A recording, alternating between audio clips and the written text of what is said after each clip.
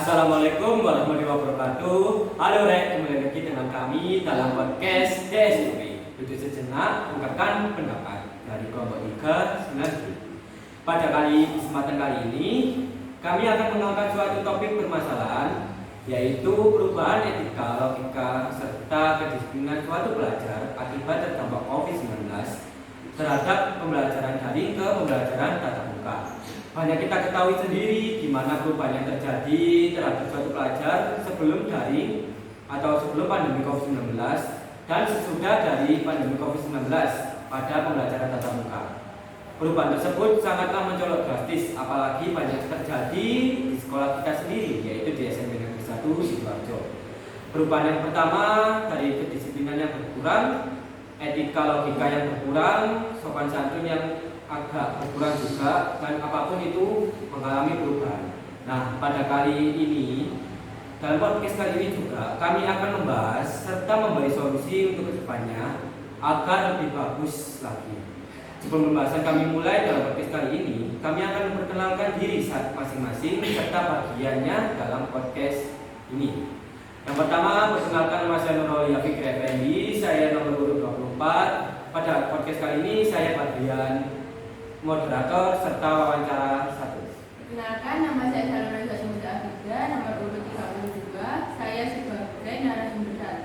Perkenalkan, nama saya Naila Bagina Tamim, nomor urut 22. Saya sebagai narasumber 2. Perkenalkan, nama saya Jayani Hadiati dari kelas 13. Saya sebagai penulis naskah dan pembuat pendapat. Perkenalkan, nama saya Muhammad Putra Krisna, nomor absen 19. Saya di sini sebagai pewawancara 2. Perkenalkan, nama saya Ibrahim Nurfiansyah, absen 12. Saya di sini sebagai narasumber 3. Perkenalkan, nama saya Budi Sumaira Karima, nomor absen 5. Saya di sini sebagai penulis naskah dan sebagai penguat pendapat. Nah, setelah melakukan perkenalan, pasti kalian udah tahu nih siapa aja yang bagian narasumber, bagian wawancara, serta bagian moderator. Oke, podcast kali ini dimulai tentang adanya perubahan etika, logika, serta kedisiplinan suatu pelajar akibat terdampak COVID-19 terhadap perubahan pola pembelajaran dari daring ke tatap muka.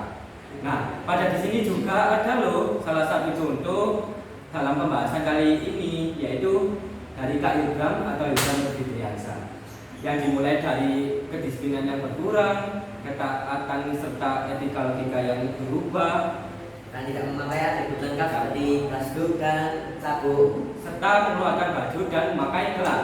Nah, contoh-contoh dari itu sebaiknya kita hindari ya, agar kita menjadi pelajar yang baik, pelajar yang sopan santun dan terkenal taat peraturan.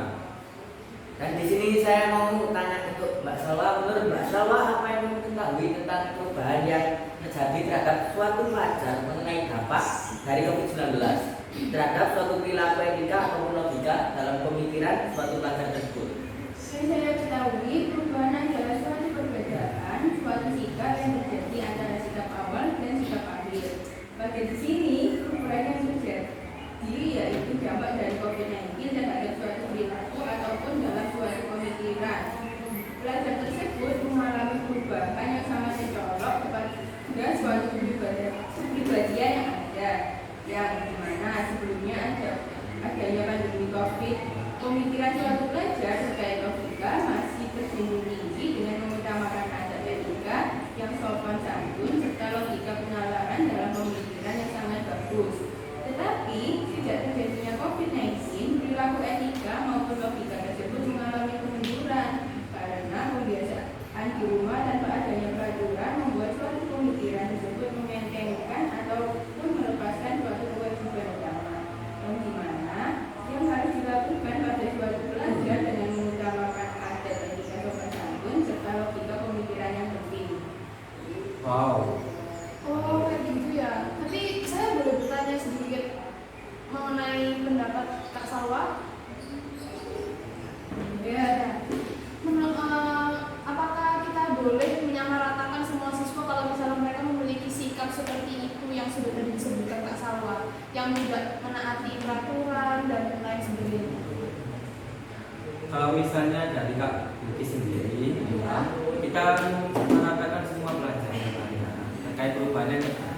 Nah, sebenarnya kita juga tidak harus mensamaratakan semua semua perubahan yang terjadi, tapi itu sendiri harus tertanam dalam diri suatu pelajar, yang dimana kita juga harus bisa menerapkan kedisiplinan, menjunjung etika, logika dalam suatu kegiatan pembelajaran yang nantinya perubahan tersebut tidak akan terjadi dan tidak akan menimbulkan dampak negatif lainnya. Berarti itu dikatakan sebagai saran untuk anak-anak yang di luar sana yang memiliki sikap seperti itu. Ya. Oke. Ya. Nah, kalau misalnya dari saya sendiri untuk tanya ke Mbak Salwa, nah, berarti secara tidak langsung dalam poin pertama yang telah Mbak Salwa ungkapkan, jadi perubahan banyak terjadi karena adanya daring, yang dimana semua tertib adanya daring jadi baik. Untuk pertanyaan kedua, saya akan melontarkan untuk Naila. Kalau menurut Naila tersendiri, bagaimanakah atau pendapat dari perubahan atau etika moral tersebut yang terjadi pada suatu pelajar karena terdampak COVID-19, dan apa yang harus dilakukan untuk dapat mengubah perilaku tersebut untuk menjadi lebih baik ke depannya? Kalau menurut saya, pendapat saya tentang perubahan atau etika moral serta kedisiplinan tersebut yang terjadi pada suatu pelajar yang dimana dampak COVID-19, saya sangat kecewa ataupun sangat iba. Di mana perubahan tersebut sangat mencolok drastis, di mana sebelum COVID-19 dan sesudah pandemi tersebut, ketika pembelajaran tatap muka, yang dimana sebelum COVID-19, suatu pelajar sangat menjunjung tinggi suatu etika sopan santun serta logika pemikiran yang luas dan kedisiplinan yang tertib. Setelah terjadinya pandemi COVID-19, semuanya terjadi mengalami perubahan drastis, yang dimana awalnya bagus dan akhirnya semuanya sangatlah jelek ataupun sangatlah buruk. Dengan mulai etika, pendapat sopan dan santun, ukuran serta kedisiplinan yang kurang tepat ataupun kurang yang dimana mempengaruhi suatu pencerminan, suatu belajar yang taat terhadap suatu sekolah ataupun taat terhadap mencari ilmu sebagai sarana menambah wawasan ataupun ilmu pengetahuan. Wah, berarti jadi gitu loh. Berarti tidak jauh beda dengan Salwa yang tadi. Perubahan terjadi diakibatkan karena adanya COVID-19 yang dimana pembelajaran daring sangat tidak efektif terhadap mulai dari moral, etika, disiplinan dan yang lain.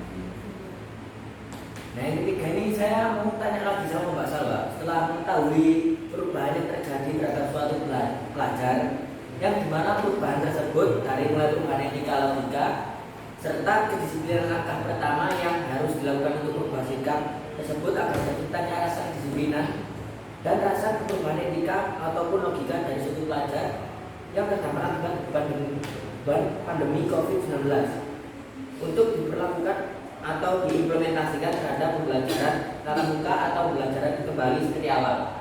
Setelah mengetahui perubahan tersebut, yang terjadi yaitu perubahan etika, logika serta kedisiplinan dari suatu pelajar. Nah, langkah pertama yang harus dilakukan untuk mengubah sikap tersebut agar terciptanya rasa kesyukuran dan rasa perubahan etika dan logika dari suatu pelajar yang menjadi lebih baik menurut saya sendiri, yaitu yang pertama melakukan penyuluhan ataupun penanaman moral yang dimana mengacu pada pentingnya etika sopan santun, logika pemikiran sebagai suatu pelajar dan kedisiplinan taat terhadap aturan ataupun taat terhadap norma-norma sangat penting yang dimana tersebut akan dapat tertanam melekat di dalam jiwa setiap pelajar. Setelah tertanamnya tersebut nantinya insya Allah akan mengalami perubahan yang drastis yang seperti diharapkan pada tujuan awal kita, dan itu pun semua akan memerlukan waktu atau proses yang agak lama, tetapi penjaminan tersebut akan berhasil jika setiap jiwa belajar menanamkan rasa tersebut. Nah, berarti dari poin dari yang Salwa ungkapkan secara tidak langsung dapat kita simpulkan bahwa salah satu solusi untuk menangani permasalahan perubahan etika, logika serta kedisiplinan suatu pelajar yang akibat terkena dampak COVID-19 terhadap perubahan pembelajaran dari daring ke tatap muka, yaitu yang pertama melakukan kegiatan penyuluhan dan memberikan wawasan serta mengedukasi terhadap pelajar yang notabene tidak taat peraturan ataupun tidak disiplin untuk menanamkan rasa kedisiplinan ke dalam di jiwanya. Dan penyuluhan tersebut dapat dikatakan tidak langsung terjadi ataupun tidak langsung membuahkan hasil yang baik, tetapi membutuhkan waktu yang lama, tergantung suatu jiwa pelajar tersendiri apakah dia menanamkan dalam dirinya untuk merubah pola pikir serta perilakunya ataupun tidak. Tadi kuncinya suatu keberhasilan ataupun suatu ketertiban dapat terwujud ketika kita dapat menanamkan ataupun dapat mensadarkan diri bahwa kita juga harus bisa mentaati apapun yang telah ditentukan. Berarti itu harus ditanamkan di diri kita sendiri ya. Sebelum soalnya jadi permasalahan itu akan selesai kalau misalnya kita tuh nggak memiliki kesadaran diri untuk mengubah perilaku supaya kita itu ya. Kalau misalnya ada suatu pelajar yang bilangnya alah gampang pengen toh alah gampang, nah pelajar tersebut dapat bisa diberi penyuluhan ataupun diberi wawasan tentang pentingnya disiplin yang tidak hanya sekedar sebagai penampilan, tetapi suatu syarat kesuksesan yang akan datang di masa kedepannya. Berarti disiplin ini nggak rajin ini gimana Mas? Nah, Dia ini lebih Yang sekolah, Mbak. kalau misalnya diberi penyuluhan atau diberi diberi tujuan, kalau misalnya lebih baik mengubah kebiasaan buruknya ini gitu ya, karena ini termasuk perbuatan yang jelek kan.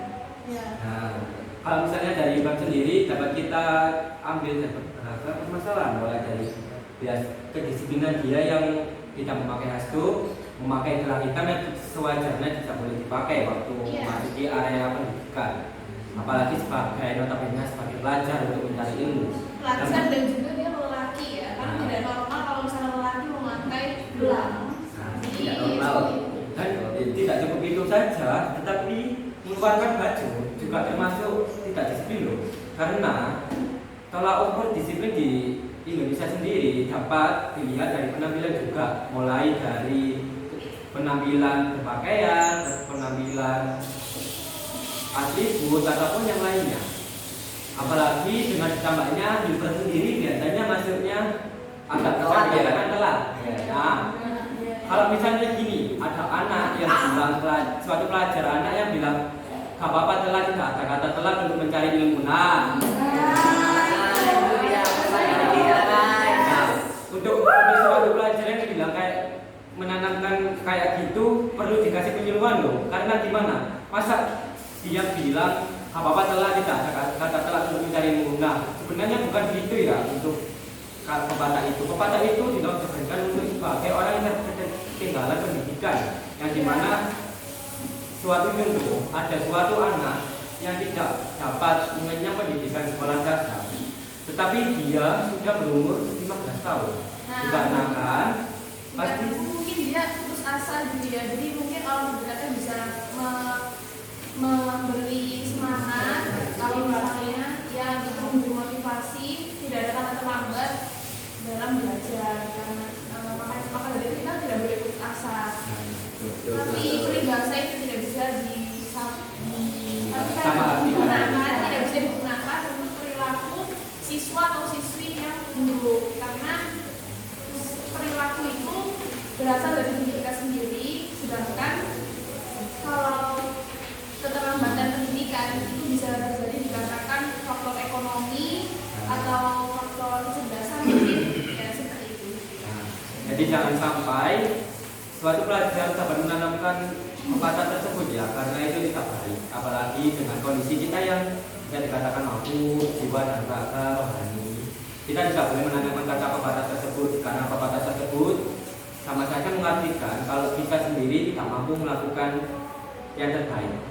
Dan tidak ada kata pembelaan pepatah apa-apa telat untuk mencari ilmu. Itu sangat salah. Nggak boleh guys. Ya boleh. Stop it. Dan mulai dari ini, mulai sekarang kalian juga akan harus menanamkan rasa kedisiplinan, tepat waktu, kedisiplinan, atribut, perlengkapan ataupun yang lainnya, serta penanaman etika sopan santun terhadap yang lebih tua. Nah, etika sopan santun itu sendiri juga agak mengalami perubahan loh, dari mana adik kelas ataupun dari pelajar sendiri kurang menanamkan rasa sopan santun kepada yang lebih tua, baik dari pelajar ke guru, adik kelas ke kakak kelas ataupun yang lainnya, dan itu juga tidak boleh dilakukan. Dan kita itu juga tidak boleh untuk bolos pelajarannya, karena kita nggak menghargai guru. Iya. Sering bolos mas. Bolos juga termasuk kedisiplinan loh, kedisiplinan dalam mencari ilmu. Dan jangan sampai kita melakukan kegiatan pembiasaan bolos pelajaran. Apalagi bolosnya ke kantin ya Kak. Iya. Soalnya kalau kita sendiri membiasakan bolos, pasti seakan-akan seterusnya ada bolos saya santai gampang. Padahal pembiasaan awal itu kunci dari suatu kesuksesan. Nah, suatu Suksesan dan menentukan perilaku setiap siswa dan siswi itu. menentukan masa depan. Kalau sering bolos kan kita dapat nilai jelek, jadi nggak punya masa depan. Nah, kalau misalnya kita bahas masa depan, pasti ada salah satu segelintir pelajar yang bilang sekolah tidak menentukan masa depan. Habis SMA juga pasti gak harus gini. Nah, itu juga penanaman moral atau pemikiran yang salah juga ya. Karena masa depan juga bisa diukur dari gimana kita giatnya dalam mencari ilmu. Yang sekarang kita mengenyam pendidikan di sekolah menengah pertama, lalu ke sekolah menengah atas, ataupun ingin ke sekolah menengah kejuruan, ataupun madrasah aliyah, ataupun yang sederhana lainnya. Guys. Kuncinya cuma dari kita sendiri loh. Kita giat, kita niat, ya kita akan sukses. Karena kalau kita sudah berusaha, kita sudah bisa semaksimal mungkin, pasti hasilnya tidak akan mengkhianati perusahaan. Jadi usaha. Nah, usaha kita. Usaha tidak mengkhianati hasil, mungkin maksudnya ya. Masuk. Biasanya banyak ditanamkan dari beberapa bapak atau ibu guru. Iya betul. Jadi kuncinya cuma dari kita teman ya, insya Allah kita juga. Kalau kita serius mungkin nggak mungkin sih, kalau misalnya kita serius pasti hasilnya juga akan sepadan dengan usaha yang sudah kita lakukan. Nggak mungkin kalau kita sudah susah-susah melakukan olahraga yang jelek itu nggak mungkin. Iya, tapi kadang-kadang itu kan perlu. Itu kembali lagi ke niat awalnya, niat awalnya dia. Ada beberapa siswi itu yang ngomong kayak aku nggak mau belajar terus nanti lulus SMA langsung nikah aja. Kalian itu benar atau salah sih? Nah, Salah dong. kalian juga pasti banyak salah kan. Nah, hanya kita ketahui sendiri kata-kata tersebut banyak dilontarkan kepada segelintir pelajar siswi yang notabene stres ataupun kebanyakan pikiran terhadap dari tempat sekolah. Dan kita juga di saat pandemi COVID seperti ini kita juga susah guys. Nyari kerja itu susah. Iya. Belum lagi kita nanti Kalau kita kita terpapar nanti kan tambah susah. apalagi kalau kata-kata Susah, guys. nikah. Nah, Karena kita juga nikah- harus buka pikiran open minded itu. Iya, Menikah itu bukan hanya sekedar kesenangan sesaat ataupun kesenangan yang akan terjadi sama Nah, ibunya.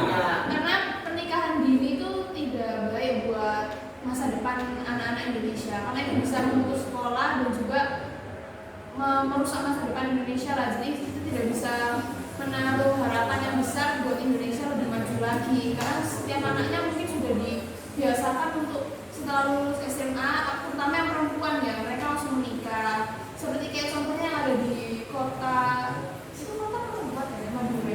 Oh, kabupaten. Kabupaten ya. Itu kan kebanyakan anak umur 11 tahun, 12 tahun itu sudah menikah kan. Itu menurut saya juga itu kurang benar, karena bisa dilihat mereka pun Dan dia juga kotanya itu tidak terlalu maju gitu, seperti yang kayak di Surabaya, kota terdekatnya. kita melihat aspek-aspek yang merugikan juga. Iya.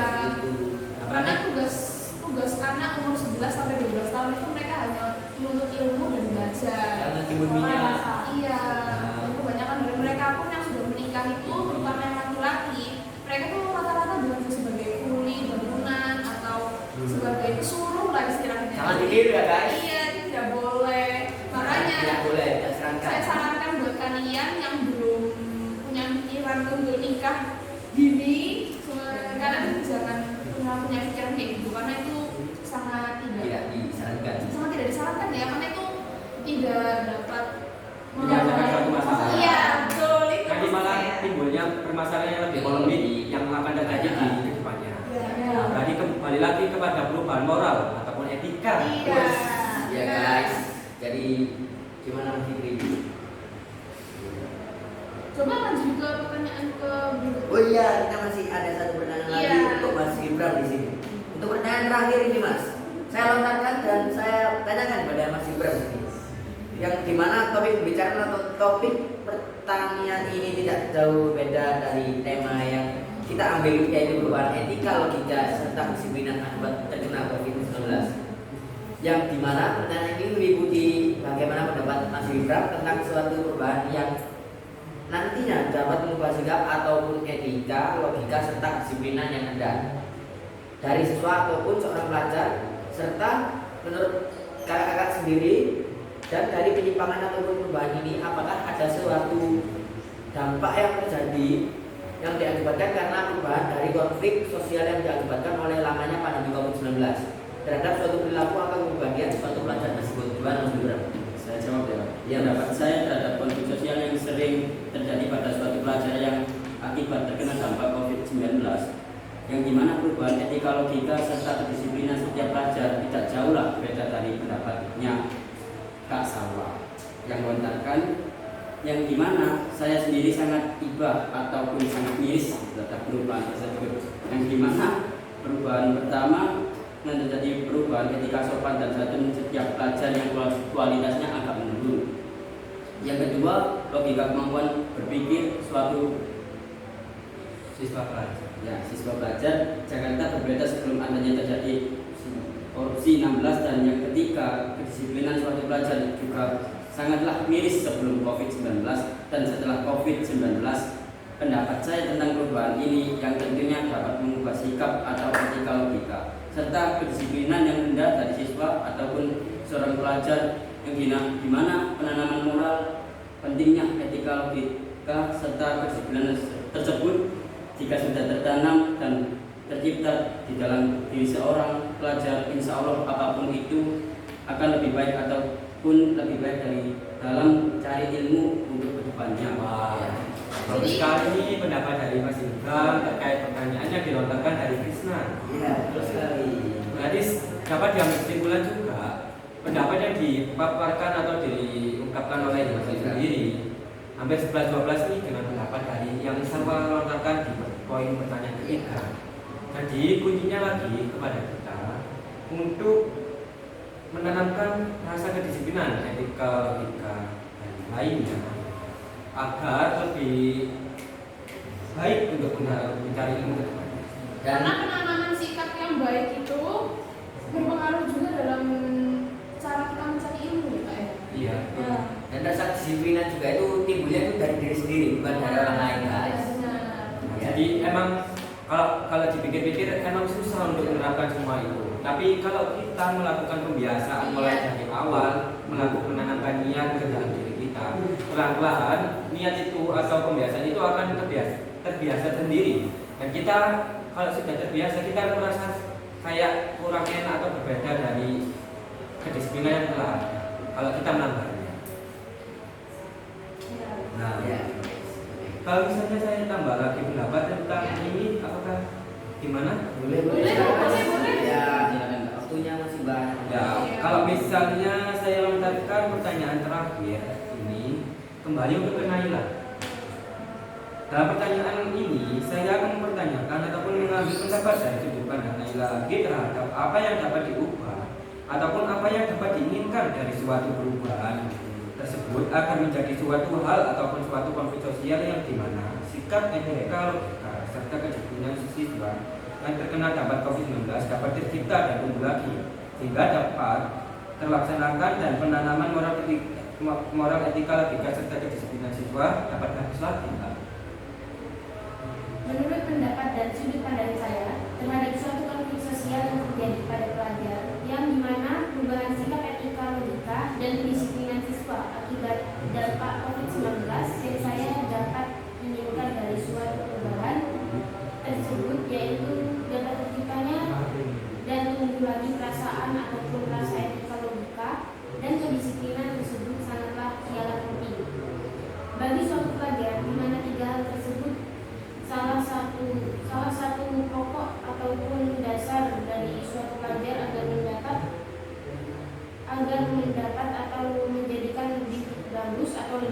dalam mencari ilmu dan meninggalkan suatu yang jelek tersebut serta menjadi beberapa suatu yang bagus, yang baik untuk menjadi lebih baik. Iya guys, ini ada teman yang lagi berbicara kok dia melakukan hal yang tidak senang, kayak gitu tidak boleh. Silakan dilanjut, maaf ya sudah. Nah, berarti dari pendapat dari Naila sendiri dapat disebutkan juga pendapat tersebut berasumsi bahwa perubahan ini juga sangatlah tidak diinginkan, yang dimana terjadi rata-rata pada suatu pelajar yang akibat terkena dampak COVID-19. Oleh karena itu kita yang merasa kurang menanamkan moral, etika, logika, serta kedisiplinan yang telah ada, dan kita juga tidak menanamkan itu dengan baik, saya sarankan dan kami semua sarankan untuk menanamkan rasa tersebut mulai dari ini atau mulai dari awal sekarang. Karena kan walaupun pembiasaan atau menanamkan rasa tersebut sangatlah susah, jika kita menanamkan dari awal dan kita melakukan pembiasaan sedikit demi sedikit, pembiasaan tersebut akan terjadi dan akan terciptanya moral, etika, logika, serta kedisiplinan suatu pelajar akan terjunjung dan bagus lagi untuk kedepannya, dari dalam segi aspek mencari ilmu, aspek pendidikan, ataupun aspek dalam etika yang ada. Saya boleh menambah sedikit ya? Boleh? Terus untuk orang atau untuk siswa-siswi yang sudah terlanjur terkena apa ya? Terkena dampak dari COVID ini kayak ya seperti Mas Ibram ini, itu kita bisa mendapatkan penyuluhan dari mana ya? Kalau saya boleh tahu. Karena setahu saya orang tua di lingkungan itu tidak mengetahui sikap anaknya di sekolah. Kita juga bisa memberi ujian itu di sekolah. Di sekolah ini Kita bisa guru bisa menentukan kita dengan baik, benar, supaya kita terjadi ilmu kami apa ini. Iya. Oke. Jadi kalau misalnya apa yang dikatakan dari Kak Dewi sendiri, penyuluhan dari mana kira-kira biar Mas Ibram ini dapat berubah, ataupun untuk suatu pelajar lainnya akan dapat berubah jika dari segi orang tua ataupun dari lingkungan sekitarnya tidak mengetahui apa yang telah terjadi pada perubahan Mas Ibram yang ada. Kan karena secara Mas Ibram sendiri kalau di sekolah kan masa diikuti orang tuanya.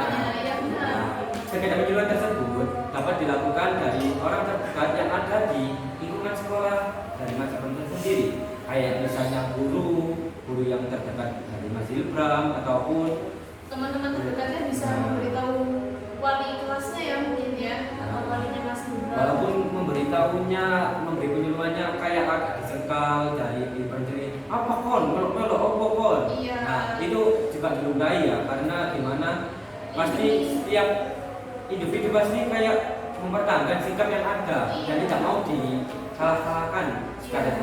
Nah itu dapat diubah dari penyuluhan pelan-pelan, dari penyuluhan baik-baik. Nanti insya Allah penyuluhan tersebut kalau emang dari brandnya Mas Ibram sendiri mengambil sisi hikmahnya, perubahan tersebut akan sangat terjadi. Maka dari itu pentingnya kita mendapatkan motivasi dari orang-orang terdekat yang mengetahui sikap kita yang kurang baik itu gitu ya. Supaya kita tuh bisa tumbuh rasa ingin berubah dan tidak mencemari teman-teman yang lain. Bagaimana Mas Ibram bisa berubah penampilan jadi jadi rapi gitu Mas? Ini gak enak juga Mas. Insya Allah Mas. Insya Allah. Oke. Kita tunggu. Mari kita doakan ya. Bisa kita pasti insya Allah kalau semua kita niatkan untuk bisa, tidak ada kata tak bisa, insya Allah akan terjadi.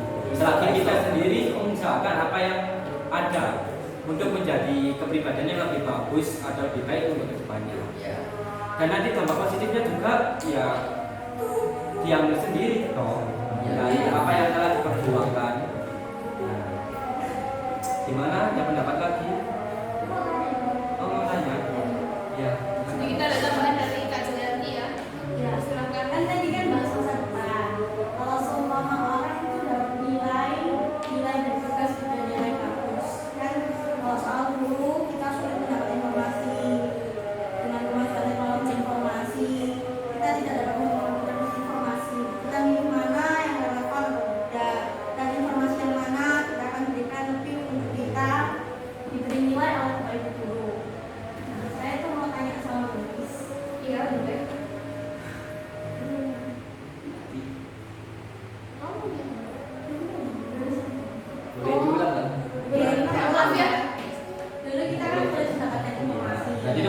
COVID?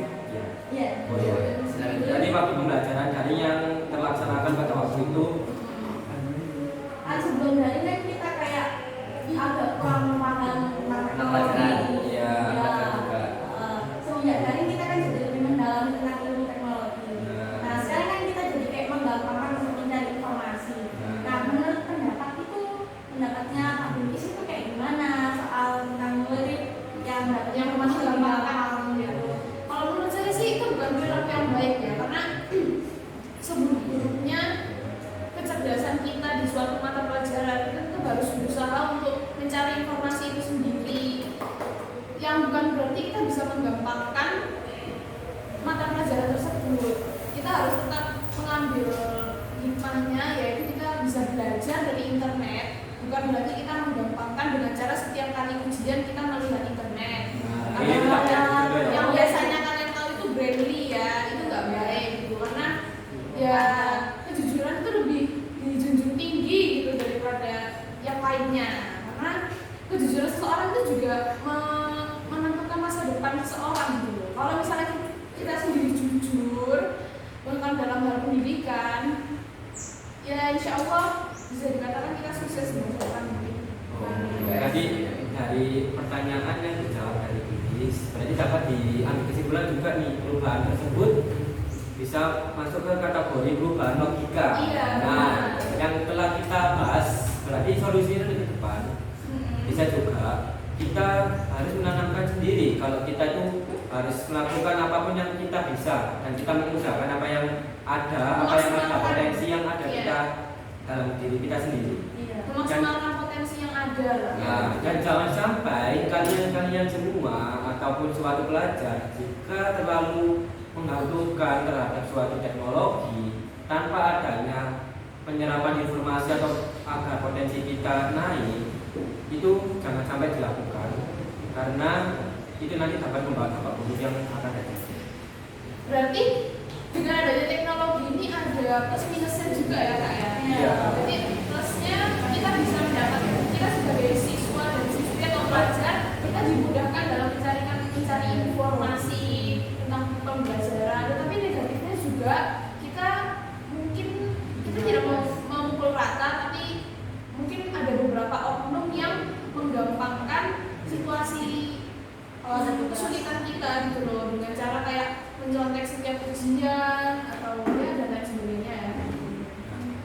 Dari apa yang kita bahas tentang perubahan etika, logika, serta kedisiplinan suatu pelajar akibat terdampak COVID-19 terhadap perubahan pembelajaran dari daring ke pembelajaran tatap muka, dapat kita ambil solusi untuk terbaiknya, yaitu yang pertama melakukan kegiatan penyuluhan tentang pentingnya permasalahan yang ada, memberi solusi serta mengambil sisi hikmah yang baik. Dan kita akan semua dan kami harapkan perubahan tersebut dapat terjadi dengan baik jika suatu individu dapat menanamkan rasa itu sendiri. Benar. Jadi guys, Kita semua berharap anak yang sudah terlanjur Terkena dampak. Iya, terkena dampak COVID-19 Segera sadar lah. segera sadar dan segera berubah ya. Semoga kalian juga jenuh lah, karena itu bukan perilaku yang baik. Tadi saran dari kami yaitu segeralah merubah sikap-sikap tersebut dan menanamkan rasa moral, etika, logika serta kedisiplinan suatu pelajar agar menanam baik dan terpecahkanlah suatu masalah sepele yang sangat sulit dipecahkan. Ya guys. Iya, benar. Dari dalam podcast kali ini, Mungkin ada yang mau ditanyain lagi? kalau tidak ada, Sekian, guys. Iya. kami dari kelompok 3 dalam podcast DSUP, yaitu duduk sejenak ungkapkan pendapat, meminta permohonan maaf apabila apa yang kita ungkapkan pendapat dan penyampaian informasi yang terjadi itu salah dan kurang baik. Nah, itu juga kan ya. Maaf ya. Jadi kami akhiri, mohon maaf bila ada kesalahan kata, informasi ataupun ungkapan pendapat yang kami paparkan atau kami lontarkan. Kami akhiri.